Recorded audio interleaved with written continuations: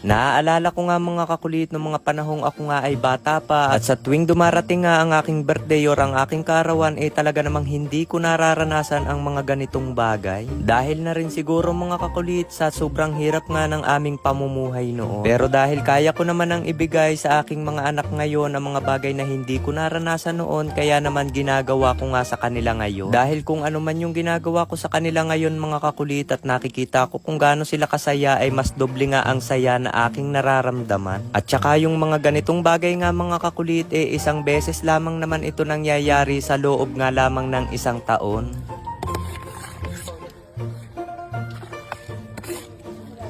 At yung mga ganitong moment nga mga kakulit, ito yung pinakamagandang memory na hindi mo nga makakalimutan sa iyong pinagdaanan sa kabataan. At kung gusto mo ngang malaman kung saan ako kumukuha ng aming pinambibili